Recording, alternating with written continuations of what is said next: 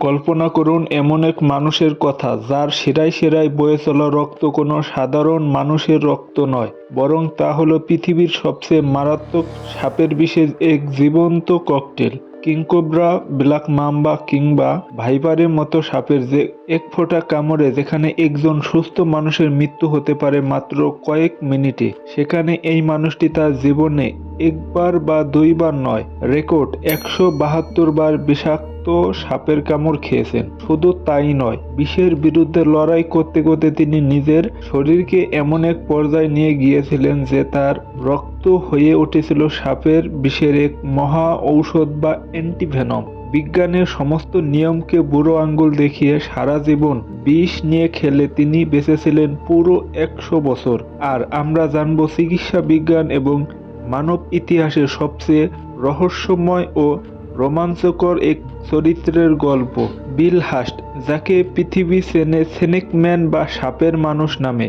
চলুন জানা যাক কিভাবে একজন সাধারণ মানুষ নিজের শরীরকে বিষ প্রতিরোধী এক দুর্গে পরিণত করেছিলেন এবং এর পিছনে আসল রহস্য কি। বিল হাস্টের এই অবিশ্বাস্য যাত্রা শুরুটা হয়েছিল ১৯১০ সালে আমেরিকার নিউ জার্সিতে। ছোটবেলা থেকেই প্রকৃতির প্রতি, বিশেষ করে সরীসৃপ প্রাণীদের প্রতি তার ছিল এক অদম্য কৌতূহল। যখন তার বয়স ১১ বছর, তখন স্কাউট ক্যাম্পে গিয়ে তিনি প্রথম একটি সাপের কামড় খান। সাধারণ কোনো শিশু হলে হয়তো ভয়ে কেঁদে ফেলতো বা সাপ থেকে দূরে থাকতো, কিন্তু বিল হাস্টের ক্ষেত্রে ঘটল উল্টোটা। সাপের সেই কামড় তার মনে ভয়ে বদলে এক তীব্র আকর্ষণে জন্ম দিল। বয়স বাড়ার সাথে সাথে সাপের প্রতি এই ভালোবাসার নেশায় রূপ নেয়। তিনি বুঝতে পেরেছিলেন সাধারণ মানুষের মতো কোনো ৯টা-৫টা চাকরি তার জন্য নয়, তার জীবন জড়িয়ে আছে এই বিষাক্ত প্রাণীদের সাথেই। ১৯৪০-এর দশকে তিনি ফ্লোরিডায় থিতু হন এবং নিজে জমানো সব অর্থ দিয়ে গড়ে তোলেন ফ্লোরিডা সার্পেন্টারিয়াম। এটি কেবল কোনো চিড়িয়াখানা ছিল না, বরং এটি ছিল সাপের বিষ সংগ্রহ এবং তা নিয়ে গবেষণার এক অনন্য গবেষণাগার। সার্পেন্টারিয়ামে কাজ করার সময় বিল হাস্ট একটি বড় সমস্যার মুখোমুখি হন। তিনি প্রতিদিন শত শত বিষাক্ত সাপের মুখোমুখি হতেন এবং তাদের থেকে বিষ সংগ্রহ বা মিল্কিং করতেন। তিনি জানতেন এই কাজে সামান্য অসতর্কতা মানেই নিশ্চিত মৃত্যু।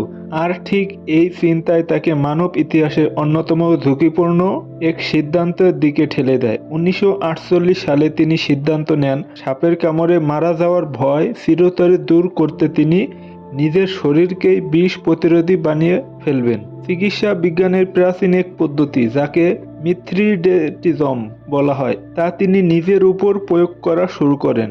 তিনি অত্যন্ত বৈজ্ঞানিক উপায়ে ল্যাবরেটরিতে মেপে মেপে সাপের বিষ খুব সামান্য অংশ সিরিঞ্জের মাধ্যমে নিজের রক্তে পুশ করতে শুরু করেন।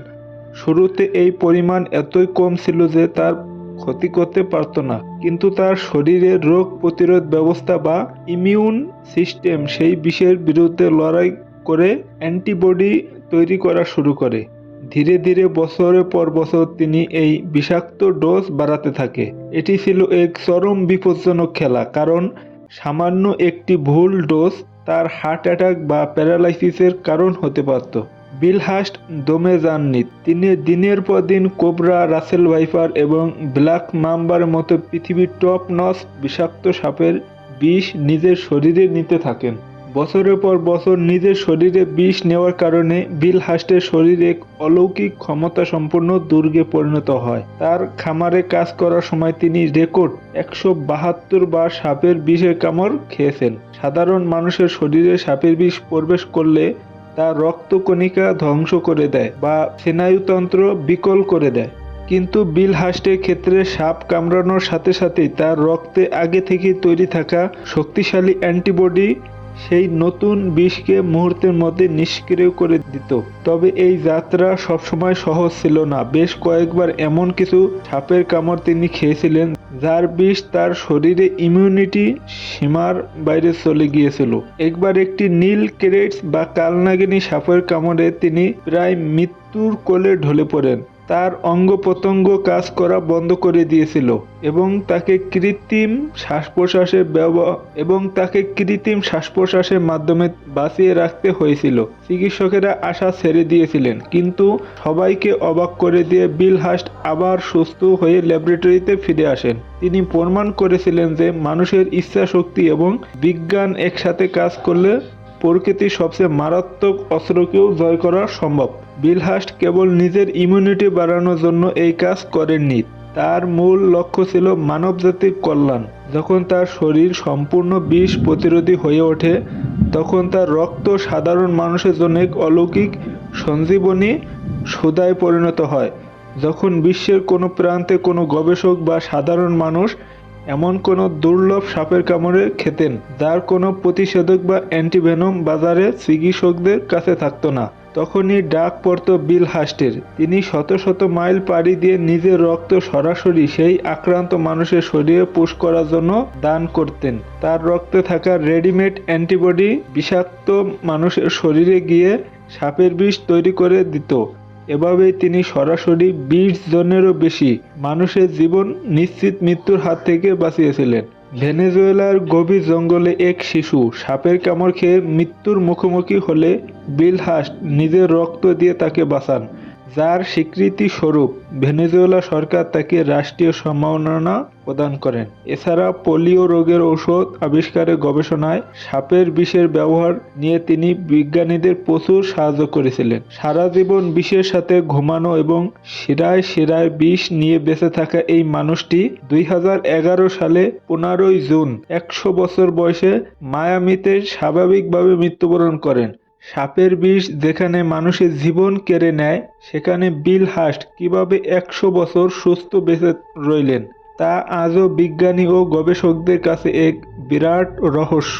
অনেক বিজ্ঞানী মনে করেন টানা 60 বছরেরও বেশি সময় ধরে সাপের বিষের বিরুদ্ধে তার শরীরে অনবরত যে অভ্যন্তরীণ যুদ্ধ চলেছিল তা তার সামগ্রিক রোগ প্রতিরোধ ক্ষমতাকে এক সুপার হিউম্যান স্তরে নিয়ে গিয়েছিল।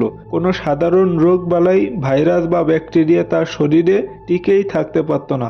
বিল হাস্টের জীবন আমাদের শেখায় যে ভয়কে যদি বৈজ্ঞানিক উপায় এবং সাহসের সাথে মোকাবেলা করা যায়, তবে সেই ভয়কেই নিজের সবচেয়ে বড় শক্তিতে রূপান্তর করা সম্ভব।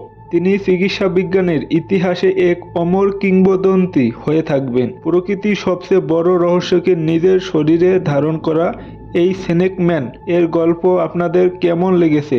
আপনি কি মনে করেন তার এই পদ্ধতি বিজ্ঞানের জন্য এক আশীর্বাদ ছিল? কমেন্ট বক্সে আপনার মতামত জানান। মহাবিশ্ব এবং মানব ইতিহাসে এমন সব রোমাঞ্চকর রহস্যময় সত্য কাহিনী জানতে আমাদের চ্যানেলটি সাবস্ক্রাইব করে বেল আইকনটি ক্লিক করে রাখুন। দেখা হবে পরবর্তী ভিডিওতে। ধন্যবাদ।